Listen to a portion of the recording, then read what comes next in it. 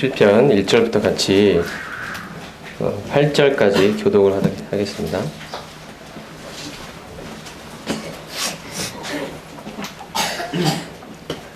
(1절) 제가 읽겠습니다. 여호와는 나의 빛이요 나의 구원이시니 내가 누구를 두려워하리요. 여호와는 내 생명의 능력이시니 내가 누구를 무서워하리요.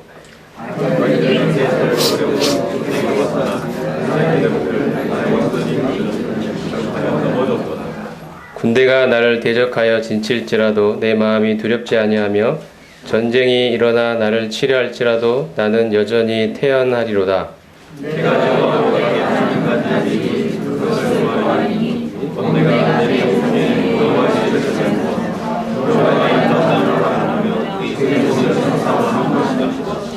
여호와께서 환난 날에 나를 그의 초막 속에 비밀히 지키시고 그의 장막 은밀한 곳에 나를 숨기시며 높은 바위 위에 두시리로다.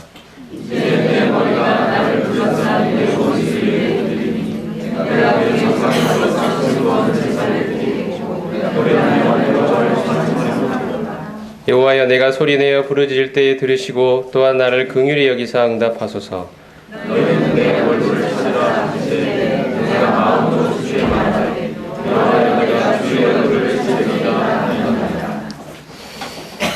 (1991년) 가을에 이웃나라 일본에서 일어났던 일입니다. 일본에 사과 산지로 유명한 아오모리현이라는 곳이 있습니다.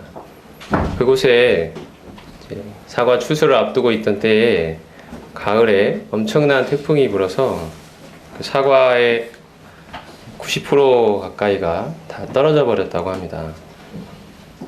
1년 내내 그 사과 추수만을 기다리며 그 농부들이 그날만을 기다리고 살아왔는데 그 태풍이 불어가지고 그 사과들이 다 떨어져서 땅바닥에 이렇게 나뒹굴어 있는 걸 보면서 그들은 너무나 절망에 빠지게 되었습니다. 1년 수고한 것들이 모두 다 헛것이 되었구나. 그런데 그 농부들 가운데 떨어지지 않고 남아있는 10%의 사과에 주목했던 농부들이 있었습니다. 그리고 그들이 그 사과에 이름을 붙여서 절대 떨어지지 않는 사과라는 이름을 붙여서 일본이 우리나라처럼 대학 입시가 굉장히 치열하죠. 그래서 그 사과를 입시철에 팔기 시작했습니다. 절대 떨어지지 않는 사과. 값도 10배를 매겨가지고 팔았는데도 요새 말로 대박이 났습니다. 그들이 90%의 떨어진 사과에 절망만 하고 있었다면 그들은 결코 일어서지 못했을 것입니다. 근데 이 10%에 절대 떨어지지 않는 이 사과에 그들이 집중했을 때 그들은 다시 일어설 수 있었습니다. 오늘 제가 나누고자 하는 말씀의 제목은 절망 속의 희망, 두려움 속의 위로가 되시는 이 하나님에 대한 말씀을 나누고자 합니다. 사실은 이제 광주로 내려가 오늘 아시듯이 마지막 주일이고요. 지난번에도 내려가기 전에 무슨 말씀을 성도님과 나눌까 이런 생각을 하다가 지난 시간에 나눴던 말씀도 사실은 그러한 취지로 말씀을 드린 것이었습니다. 꼭 나누고 싶은 이야기 이런 것이라고 할 수 있겠죠. 지난 시간에 나눴던 말씀은 두 가지였습니다. 하나는 우리가 그리스도와 함께 죽었다는 사실, 나의 옛사람이 십자가에 못 박혀 죽었다는 이 사실을 나눴었습니다. 살아가다 보면 또 성도들과 부딪히다 보면 여러 가지 많은 상황과 또 사람들로 인해서 우리가 마음에 상처들을 받기도 하고 그 다음에 나의 자존심이 상하는 일들을 겪게 되는 일도 많이 있습니다.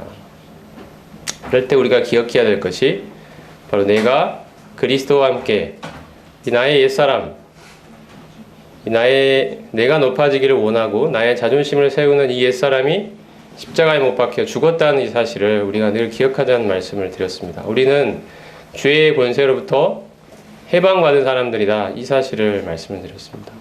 이것을 꼭 나누고 싶었고요. 하나님이 우리들에게 여러 가지 사람을 통해서, 상황을 통해서 우리의 육신이 낮아지고 깨어지고 부서지고 우리의 자존심이 무너지는 이런 경험들을 하게 하시는 것은 바로 우리 자신이 십자가에 못 박혀 죽었다는 사실을 하나님이 우리로 하여금 더욱 보게 하시고, 이를 통하여 하나님이 우리에게 허락하신 새 생명의 그 능력으로, 그 부활의 생명으로 나오도록 하시기 위한 하나님의 참으로 신실하고 자비하신 손길이라는 사실을 나눴었습니다. 그리고 두 번째는 우리가 십자가에 못 박혀 죽었을 뿐 아니라 이제 그리스도의 생명으로, 하나님이 그리스도를 부활시키신 그 생명으로, 새 생명으로 다시 살아났으며, 이 새 생명이 더욱 자라기 위해서 매일 매순간 내 안에 지금 살아계시는 이 그리스도를 바라보고 의지하고 그분과 동행하는 삶을, 그분과 사귀는 삶을, 그분을 늘 의지하고 바라보는 삶을 살자고 말씀을 드렸습니다. 이것이 우리의 생명이 성장하고 자라는 그러한 원동력입니다. 우리가 이렇게 살아갈 때 하나님이 우리를 부르신 그 부르심, 그리스도를 닮도록 하시는, 그리스도의 영광과 거룩에 이르도록 하시는 하나님의 놀라운 섭리가, 그 계획이, 그 목표가 반드시 이루어질, 우리를 통하여 하나님이 영광을 얻으시는 그 일이 우리 가운데 펼쳐질 것을 말씀을 드렸습니다. 그리고 오늘은 시편 27편을 통해서 방금 말씀드린 것처럼 우리 삶에 닥치는 여러 가지 두려움들, 절망들, 또 무서움들, 슬픔들, 이러한 모든 것들 속에서 우리의 삶의 진정한 위로가 되시며 희망이 되시는, 우리의 삶의 힘이 되시는 이 하나님에 대해서 우리가 항상 바라보고 의지할 것을 함께 나누고자 합니다. 여러분 혹시 들으셨을지 모르지만 몇 년 전에 지선아 사랑해라는 책을 쓴 이지선이라는 분이 있습니다. 작년에 아마 텔레비전에서 좀 나왔고요. 여러 차례 인터뷰를 한 걸로 알고 있는데, 2000년 7월에 대학교 졸업을 앞두고 있을 무렵에 늦은 밤에 집으로 돌아가는 길에 그 오빠의 차를 타고 가는 길에 사고가 일어났습니다. 음주운전을 하고 도망을 치던 그 전속력으로 달려오던 그 차가 이지선 씨가 타고 있던, 그래서 신호를 대기하는 중이었는데 뒤에 와서 들이받아가지고 그 오빠와 이지선 씨는 정신을 잃고 차 안에 쓰러져 있었고요. 그 사이에 차에서 불이 나가지고 오빠가 먼저 깼는데 옆에 있던 동생이 보니까 몸에 다 불이 붙어 있었던 상황이었습니다. 그래서 옷을 벗어서 불을 끄고 동생을 꺼냈을 때는 이미 온몸에 전신에 3도의 화상을 입었던 때였고, 그 응급실로 옮겨가서 일주일간 이제 생명과 죽음을 오가는 사투를 벌이다가 이제 일주일 만에 살아났습니다만, 그 전과는 전혀 다른 종류의 인생이 이제 이분을 기다리고 있었습니다. 온몸에 얼굴부터 무릎 위까지 전신에 다 3도 이상의 화상을 입었기 때문에 도저히 사람의 형체라고는 알아볼 수 없는 그런 이상한 괴물과 같은 사람이 되어 있었고, 이제 그나마 이제 정상적인 그런 세포들 피부로부터 이식을 해가지고 이제 계속 수술을 받는데 자기 나이보다 많은 수술을 받았다고 합니다. 어느 날 거울에 비친, 거울은 아니고 유리창에 비친 자기의 모습을 처음 본 순간 너무도 놀라고, 저건 내가 아닐 거야, 충격을 받고 이런 일이 있었고요. 하나님 앞에 가서, 교회 예배당에 가서, 토요일날 저녁에 아무도 없는 불 꺼진 예배당에 가서 하나님 앞에 물었다고 합니다. 하나님이 살리셨으면 무슨 대책이 있어야 될 게 아니냐. 저를 어떻게 하실 겁니까? 저는 이제 어떻게 해야 합니까? 그 다음날 하나님께서 그분의 마음에 사랑하는 딸아라고 이야기해 주시며 내가 너를 사람 가운데 반드시 세우리라. 그리고 병들고 힘없고 약한 사람들에게 희망의 메신저가 되도록 너를 사용하겠다는 그런 하나님의 뜻을 발견하게 되어 인생에 이제 살아야 되겠다는 의지를 갖게 되고, 그때부터 이제 치료의 기도 가운데 치료를 하게 됩니다. 여러 가지 난관을 극복해 가면서 이제 지선한 사랑이라는 책도 쓰고 여러 사람들에게 큰 위로를 주고 있는 그런 삶을 살게 되었습니다. 그 책을 썼을 때 약을 먹고 자살을 시도하려는 사람이 편지를 보내서 당신이 쓴 책을 읽고 내가 다시 살아갈 힘과 용기를 얻게 되었다. 어떤 사람들은 나는 당신이 믿는 그 하나님을 내가 믿어보고 싶다. 그리고 어떤 사람들은 나는 내일부터 교회에 나가야 되겠다. 이런 편지들을 써 보냈다고 합니다. 1절에 보면 27편 1절에 보면 다윗은 여호와는 나의 빛이요 나의 구원이시니 내가 누구를 두려워하리요 여호와는 내 생명의 능력이시니 내가 누구를 무서워하리요 라고 이야기합니다. 우리 인생에는 우리를 두렵게 하는 것들이 있습니다. 나에게 절망을 가져다 주는 그런 상황들이 많이 있습니다. 나에게 무서움을 가져다 주는 것들이 있습니다. 나를 슬프게 하는 것들이 있습니다. 우리가 오늘 본문의 말씀을 통해 스스로에게 던져야 되는 질문은, 하나님은 나에게 그러한 절망과 슬픔과 두려움들을 능히 극복하게 해주실 만큼 나에게 큰 분인가? 라는 그러한 사실입니다. 하나님의 크심과 그 영광이, 또 그 부요하심이 나의 인생에서 만나는 이런 현실적인 어려움들을 뛰어넘을 만큼 하나님은 나에게 실제가 되어 계신가? 라는 질문입니다.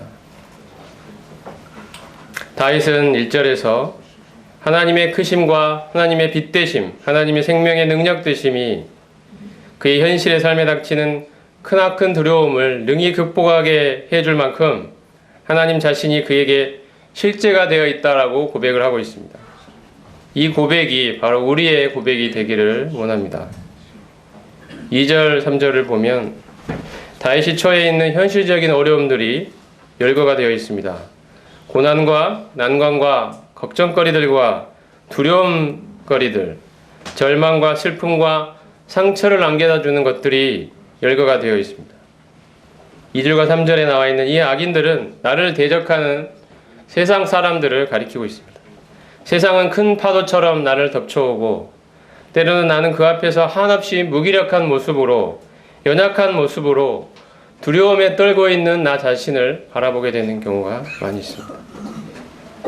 특히나 세상에서 우리가 믿음으로 살려고 할 때 세상은 더욱더 크게 입을 벌려 우리를 삼키려고 위협해 옵니다. 너는 그러다가 낙오자가 될 거야. 너는 그러다가 이 세상에서 실패자가 될 거야. 너는 그러다가 인생에서 빈털터리가 되고 말 거야. 너를 주목하는 사람은 아무도 없게 될 거야. 너는 이 세상에서의 실패자가 될 것이라는 이러한 위협으로 우리의 마음에 두려움을 가져다 주고 있습니다. 세상은 군대처럼 거칠고 강력한 힘으로 우리의 마음을 옥죄해 옵니다. 그리고 3절에 나와 있는 이 전쟁은 자신의 생명까지도 위태롭게 만드는 극한의 두려움을 나타내고 있습니다. 우리의 신앙은 우리의 생명을 걸어야 하는 순교적인 신앙이 되어야 합니다. 원수는 결국 우리에게서 우리의 생명을 요구할 것입니다. 신앙 때문에 우리는 우리의 목숨을 주님께 바치기까지 해야 할 것입니다. 우리가 믿는 신앙은 그런 것입니다. 지금까지 신앙의 역사는 순교의 역사였습니다. 피의 역사였습니다. 교회의 역사는 피로 얼룩진 크고 작은 순교의 역사였습니다. 우리의 신앙은 취미생활도 아니고 철학적인 관념놀이도 아니고 실제의 삶에서 우리의 목숨을 걸어야 하는 목숨 거는 피의 절규입니다. 이것이 우리가 믿는 신앙입니다. 우리의 신앙은 장난이 아니기 때문에 우리에게는 큰 두려움이 닥치는 것입니다. 세상이 우리를 그처럼 위협해 옵니다. 자신의 목숨을 잃는 것보다 더 큰 두려움은 없을 것입니다. 이러한 상황 속에서 다윗은 두렵지 않고 오히려 평안하고 태연하다고 고백하고 있습니다. 어떻게 이런 일이 가능할 수 있을까요? 우리를 두렵게 하는, 우리를 절망케 하는, 우리에게 무서움을 안겨다주는, 우리에게 상처를 안겨다주는 그러한 상황들 속에서 우리는 어떻게 다윗과 같은 이러한 평안함과 안연함을 발견할 수 있겠습니까? 그 비결이 4절에 나타나 있습니다. 4절을 다시 한번 같이 한번 읽어보도록 하겠습니다. 4절입니다. 시작. 내가 여호와께 바라는 한 가지 일 그것을 구하려니 곧 내가 내 평생에 여호와의 집에 살면서 여호와의 아름다움을 바라보며 그의 성전에서 사모하는 그것이라. 다윗의 평안의 비결은 하나님과의 생생한 그리고 친밀한 사귐에 있었다고 고백합니다. 그는 평생에 하나님의 임재 안에 거하기를 원했습니다. 그의 최고의 소원은 바로 하나님의 임재 안에 거하는 것이었습니다. 하나님의 임재 안에서 그분의 아름다움과 그분의 영광을 보는 것이었습니다. 그의 하나님의 임재하시는 그곳에서 하나님을 항상 사모하면서 그분을 바라면서 그분의 영광과 그분의 거룩과 그분의 신실하심과 그분의 아름다움과 그분의 영광과 그분의 온유하심을 참으로 나의 것으로 취하면서 그분이 주시는 그 평안 속에 거하는 것이 바로 다윗의 최고의 인생의 소원이었습니다. 그에게 하나님은 관념 속의 추상적인 개념도 아니고 교리 속에 존재하는 지식 속의 존재도 아니었으며 언제나 그와 함께 하시는 살아있는 실제였습니다. 다윗은 매일 매순간 이 하나님을 발견하고 경험하며 살아갔던 것입니다. 그에게 하나님은 멀리 계신 분이 아니라 가까이 계신 분이었고 너무도 가까이 있는 분이었고 그에게 생생한 실제였으며 그분의 영광은 그에게 너무도 친밀했기 때문에 그는 결코 이러한 하나님의 임재를 떠나서 살고 싶지가 않았습니다.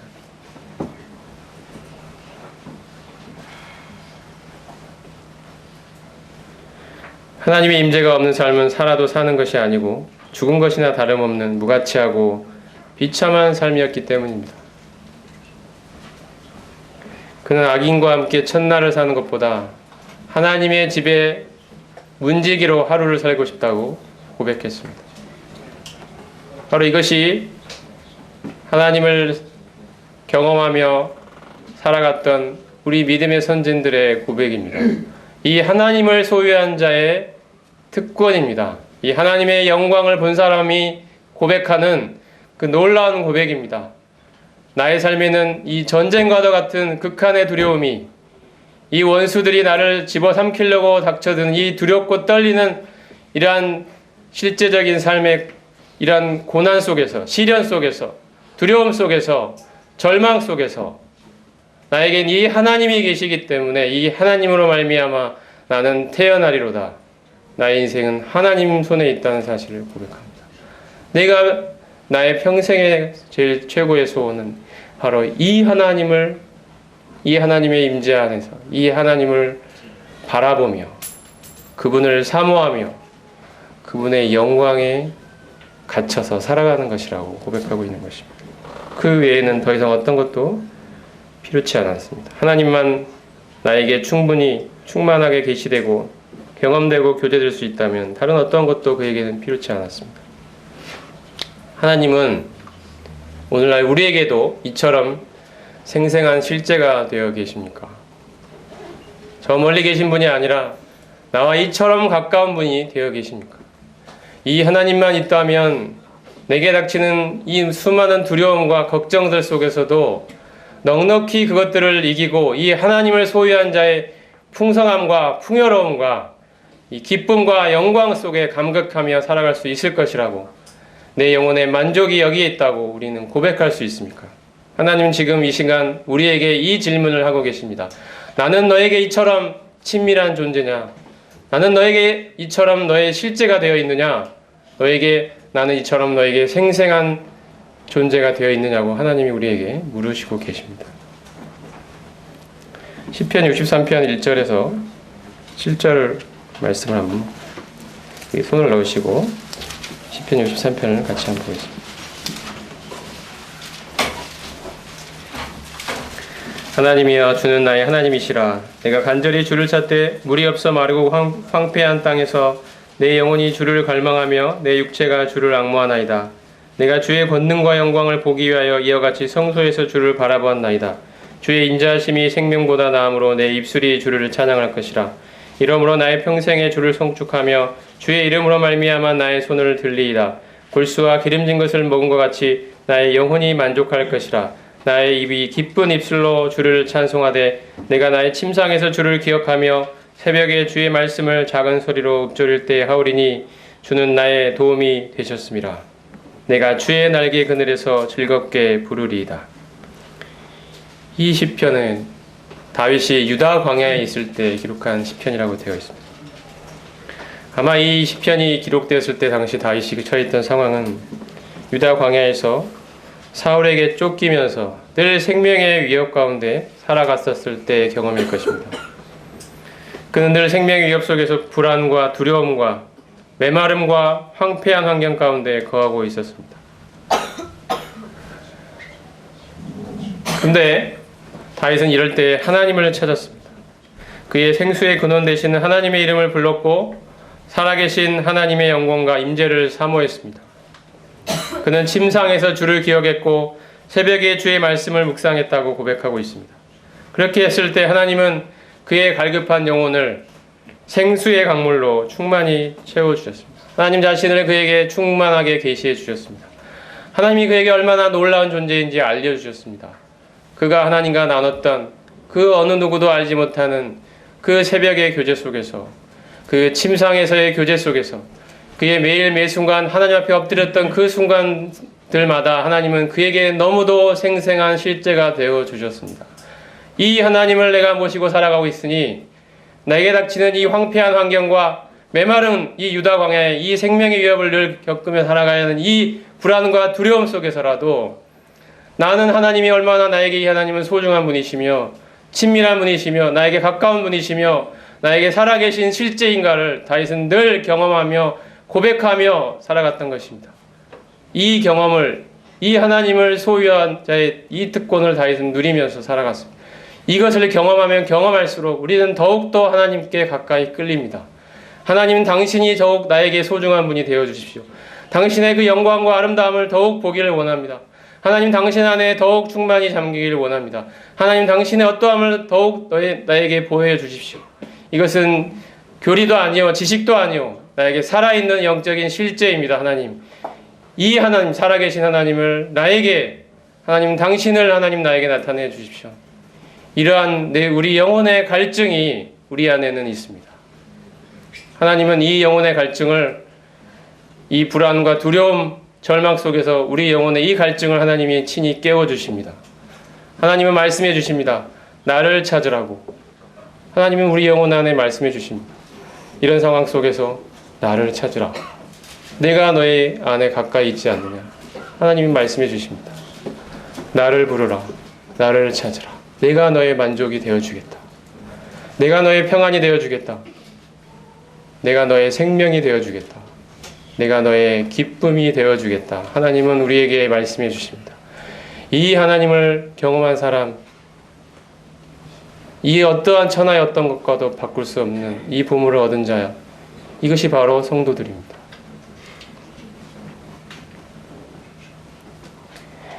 다윗은 살아계신 하나님과의 생생한 교제로 인해서 골수와 기름진 것을 먹은 것 같이 영혼의 만족을 얻었다고 고백합니다. 우리에게 간절히 요청되는 것은 하루 24시간 온종일 살아계신 이 하나님을 바라며 그분과 생생한 교제를 갖는 것입니다. 하나님이 진정 내 영혼의 만족이라고 고백할 수 있을 정도로 그분과 친밀하게 교제해 가는 것입니다. 우리의 삶이 아무리 바쁘고 아무리 힘들지라도 우리 주변에 우리를 두렵게 하는 수많은 것들이 우리를 옥죄올지라도 우리를 절망케 하기 위하여 많은 것들이 우리의 삶을 주변에 우리를 도사리고 있을지라도 세상의 무섭고 시끄러운 소음들이 나의 관심을 하나님에게서 멀어지게 하려고 희시탐탐 우리를 노리고 있을지라도 우리는 이러한 모든 것들로부터 눈을 돌려 나의 영혼의 실제가 되어 계시는 이 하나님을 붙들어야 합니다. 매일 매순간 붙들어야 합니다. 어느 한순간도 놓쳐서는 안 됩니다. 주님을 떠나서는 아무것도 할 수 없다고 주님이 말씀하십니다. 이 하나님을 매 순간 붙들며 살아가는 특권이 우리에게 주어져 있습니다. 하나님은 어느 특정한 시간, 특정한 순간에만 우리에게 다가오시는 것이 아니라 바로 우리 안에 거하시며 생생한 실제로 하나님이 우리와 교제하여 주십니다. 이 하나님이 우리 안에 계십니다. 영원토록 거하신다고 말씀해 주시는 것입니다. 그러므로 우리는 이러한 모든 것들로부터 우리는 눈을 돌리고 과감하게 귀를 막고 우리의 마음의 중심을 하나님께로 돌이켜서 그분의 영광과 그분의 임재 안에 거해야 합니다. 그분을 간절히 사모해야 됩니다. 시편 84편으로 보겠습니다.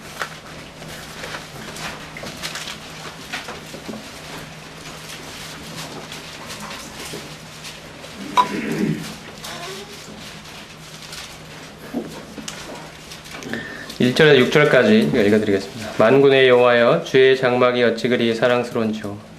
내 영혼이 여호와의 공정을 사모하여 쇠약하며 내 마음과 육체가 살아계신 하나님께 부르짖나이다. 나의 왕 나의 하나님 만군의 여호와여, 주의 제단에서 참새도 제 집을 얻고 제비도 새끼돌 보금자리를 얻었나이다.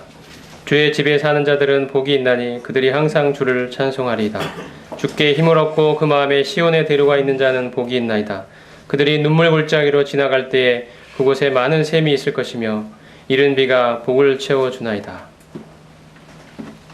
10절입니다. 주의 궁정에서의 한날이 다른 곳에서의 첫날보다 나은즉 악인의 장막에 사는 것보다 내 하나님의 성전 문지기로 있는 것이 좋사오니. 84편은 고라 자손의 시라고 되어 있습니다. 하나님을 아는 자의 고백입니다. 하나님이 얼마나 우리의 영혼에 만족이 되시는지, 우리 영혼에 힘이 되시는지, 우리 영혼을 참으로 만족해 하시는 바로 우리 생명의 실제가 되어 계신지를 경험하고 있는 사람의 고백입니다. 주의 장막이 어찌 그리 사랑스러운지요. 하나님의 임재가 있는 그곳, 하나님의 그 따스함과 하나님의 그 온유하심이, 하나님의 그 자비와 하나님의 사랑이, 하나님의 그 은혜가 생생하게 임재해 있는 그 하나님의 전을 사모하며 영혼이 쇠약할 정도로 사모하고 있다고 고백합니다. 그곳에서 우리 영혼이 만족과 안식을 얻을 수 있기 때문이라고 고백합니다. 세상의 다른 어떤 곳에서 누릴 수 없는, 찾을 수 없는 우리 영혼의 진정한 만족과 기쁨이 바로 하나님의 임재 안에 있다고 이 지금 시편 기자는 고백하고 있습니다. 심지어 이 피조물들도 바로 하나님의 임재 안에서 그들의 안식을 얻고 있다고 고백합니다. 하물며 우리 사람이겠습니까? 하나님의 형상으로 만들어진, 도저히 하나님을 떠나서는 살 수 없을 그러한 피조물로 만들어주신 우리 인간이 어떻게 하나님을 떠나서 하나님 아닌 다른 것에서 우리 영혼의 만족을 얻을 수 있겠습니까?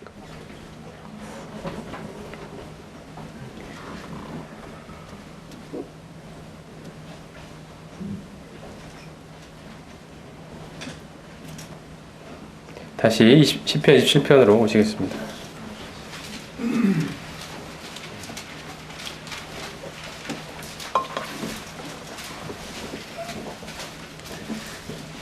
(27편) 5절 보겠습니다. 여호와께서 환난날에 나를 그의 초막 속에 비밀히 지키시고 그의 장막 은밀한 곳에 나를 숨기시며 높은 바위 위에 두시리로다.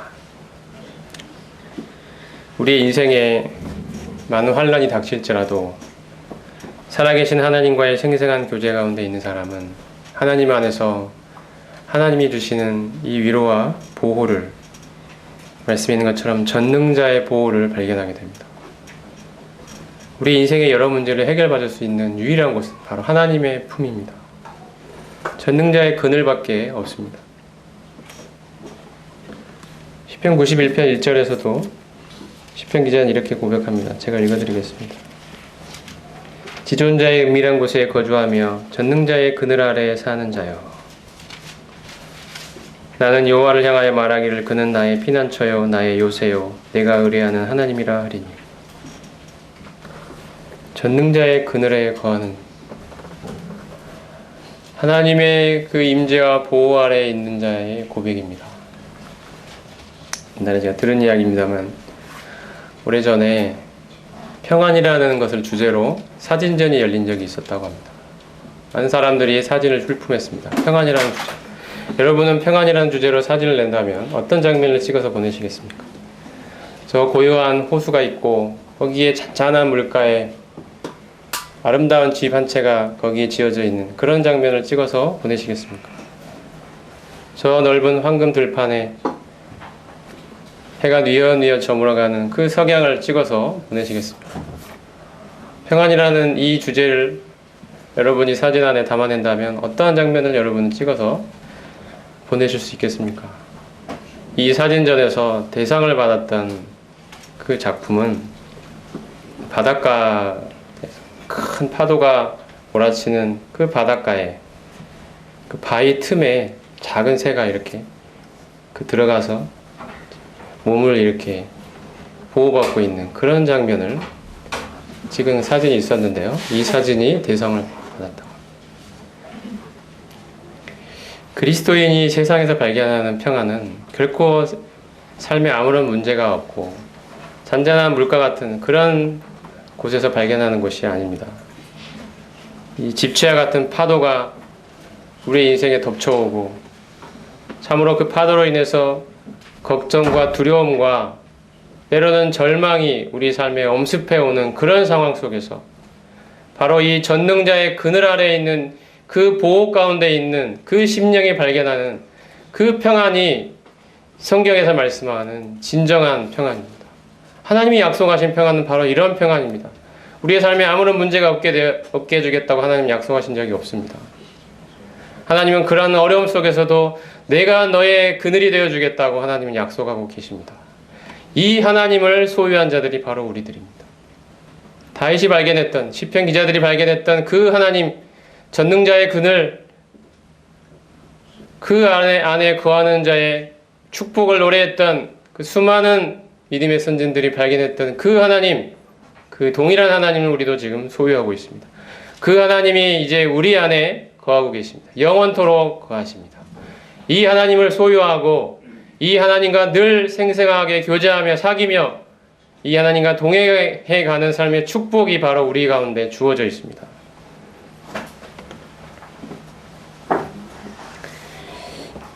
(3년) 전에 2011년 3월이죠. 여러분 다 기억하실 것입니다. 바로 이웃나라 일본에서 진도 8.8의 거대한 지진이 일본의 동북부 지방을 강타했고 그로 인해서 엄청난 쓰나미가 그 지역들을 다 뒤덮었습니다. 많은 마을들이 쑥대밭이 되고 폐허가 됐습니다. 사람들의 희망이 사라졌습니다.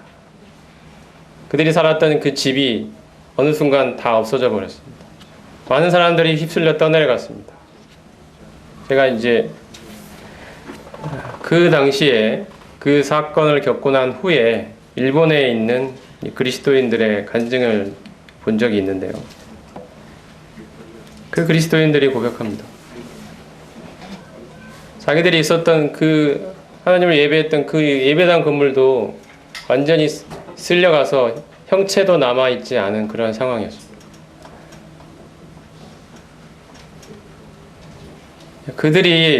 하지만 그들이 하나님이 왜 우리에게 이러한 것들을 경험하게 하실까?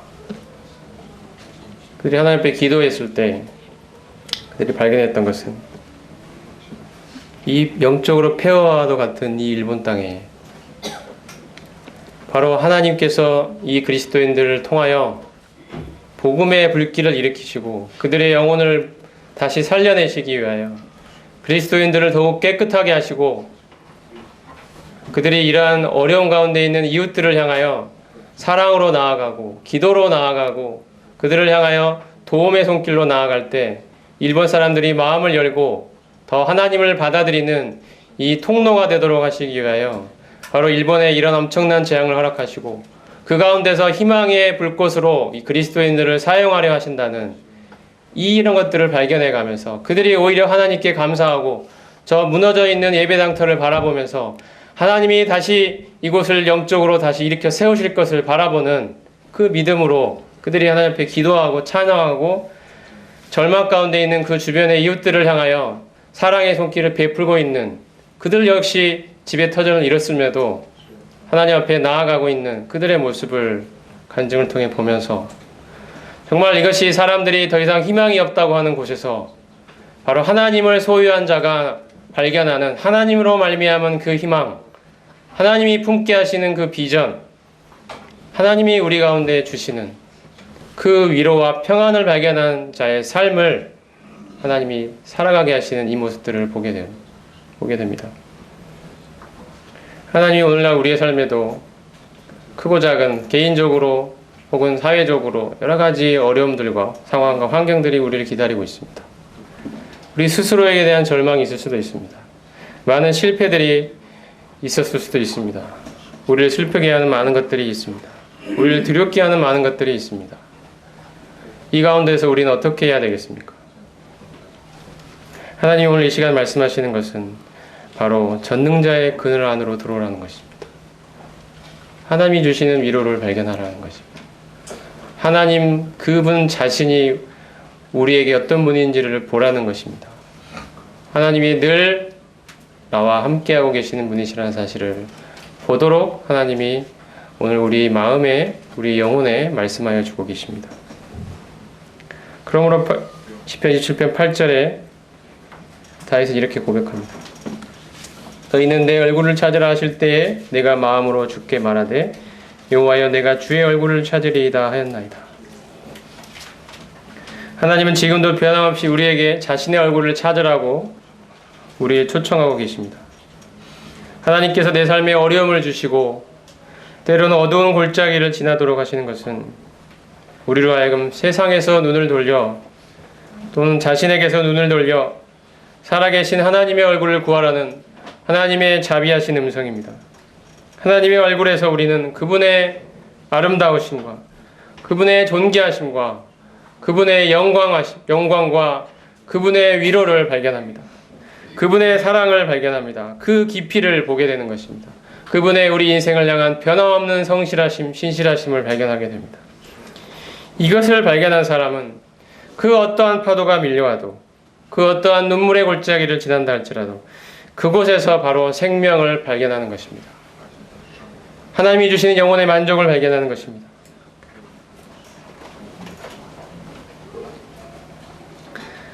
그래서 8절 하반절에 있듯이 내 마음이 주께 말하되 여호와여 내가 주의 얼굴을 찾으리이다 하였나이다. 이런 고백처럼 우리 역시 하나님의 얼굴을 찾겠다는 고백이 이 시간에 있어지기를 원합니다. 우리는 이 정도면 되겠지라는 자기 만족 혹은 나태하고 아니란 마음을 벗어버리고 하나님의 더 깊은 것을 구하라는 하나님의 음성을 들어야 합니다.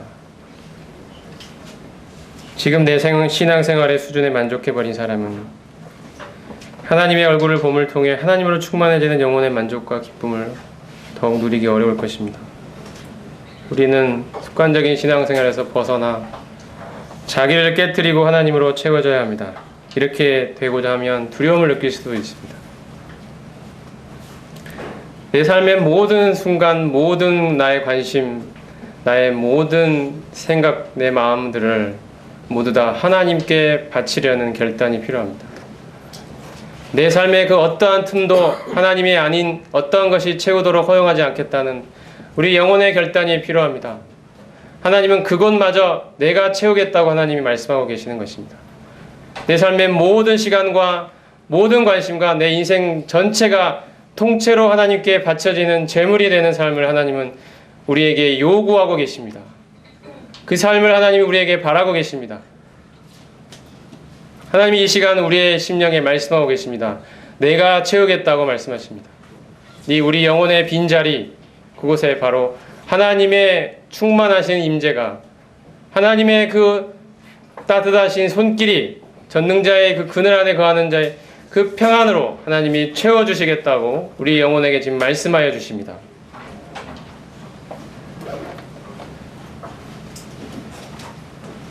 우리 영혼 안에는 하나님 자신으로 인해 채워지지 않으면 결코 만족할 수 없는 그 영혼의 갈증이 있습니다. 이러한 내면의 소리를 무시하지 말고 오늘 이 시간 하나님을 찾겠다고 고백하는 저희들이 되기를 원합니다. 주님의 얼굴을 구하는 개인적인 기도 시간을 가지십시오. 그 어떠한 것으로부터 방해받지 말고 하나님을 구하는, 그리고 하나님이 주시는 영혼의 만족을 얻는 시간을 꼭 가지십시오. 그것과 함께 하루 온종일 매일 20시간, 하루의 모든 시간들이 하나님과 동행하는 시간이 되시기를 바랍니다. 하나님 그분에게 계속 나의 마음을 드리십시오. 나의 모든 생각과 관심이 하나님을 향하도록 하십시오. 그 어떠한 틈도 허용해서는 안 됩니다. 하나님 당신이 아니면 나는 결코 살아갈 수 없는 존재입니다 라는 이 고백이 나의 모든 삶을 채우기까지 우리는 결코 포기해서는 안 됩니다. 그 영혼에게 하나님이 진정한 만족, 그 기쁨을 반드시 허락하실 것입니다. 우리의 삶에 어떠한 절망이 있다 할지라도, 어떠한 두려움이 우리 가운데 있다 할지라도, 어떠한 걱정이 우리 가운데 있다 할지라도 정말 이 하나님을 소유한 자의 이 기쁨을 우리가 반드시 발견하고 이 하나님으로 나의 힘을 삼아, 나의 생명 삼아 살아가겠다는 이 고백이 우리 가운데 있기를 원합니다. 기도하겠습니다.